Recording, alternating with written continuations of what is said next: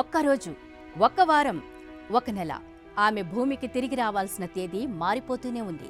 Machine schedule ప్రకారం 8 రోజులు మాత్రమే అంతర్జాతీయ అంతరిక్ష కేంద్రం ISSలో గడపాల్సిన ఆమె ఇప్పటికీ 8 నెలలు గడిపేసింది. ఇంకా ఎంతకాలం అక్కడే ఉండాల్సి వస్తుందో ఎవ్వరికీ తెలీదు. ఇటు నాసా అధికారులు, స్పేస్ ఎక్స్ ఇంజనీర్లు ప్రతిసారి ఒక కొత్త తేదీని ప్రకటిస్తున్నారు. ఈసారి ఖచ్చితంగా వాళ్ళు తిరిగి వస్తారని చెప్పినప్పుడల్లా ఏదో ఒక సాంకేతిక సమస్యతో వారి రాక మళ్లీ ఆలస్యమవుతోంది. సునీతా విలియమ్స్, బుచ్ విల్మోర్ 2024 జూన్లో బోయింగ్ స్టార్ లైనర్ క్యాపిటల్స్లో ISSకు చేరుకున్నారు. 8 రోజుల్లో తిరిగి రావాల్సిన మిషన్ అది. కానీ ఒక చిన్న సాంకేతిక లోపం వాళ్లను అంతరిక్షంలోనే కట్టిపడేసింది.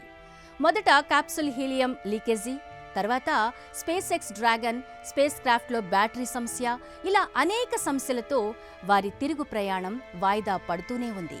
సునీతా విలియమ్స్, విల్మోర్ భూమికి రాకపోవడంతో మరో 4 వ్యోమగాముల ప్రయాణం కూడా వాయిదా పడుతూ వస్తోంది.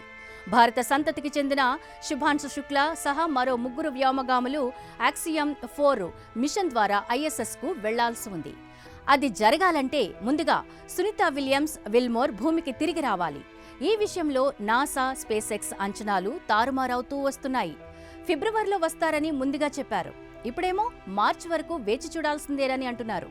ఇంతకీ సునీతా, విల్మోర్ ఎప్పుడు తిరిగి వస్తారన్నది మాత్రం ఒక మిస్టరీగానే మిగిలిపోతూ వస్తోంది. ఒక వ్యోమగామిగా సునీతా విలియమ్స్ ఇప్పటికే అంతరిక్షంలో అనేక రోజులు గడిపిన అనుభవం ఉంది. అయినా అనుకున్న సమయానికి తిరిగి రాలేకపోవడం ఓ మానసిక భారం. భూమిపై ఉన్నవారి కంటే వ్యోమగాములకు రోజులు, రాత్రులు ఒకేలా అనిపిస్తాయి.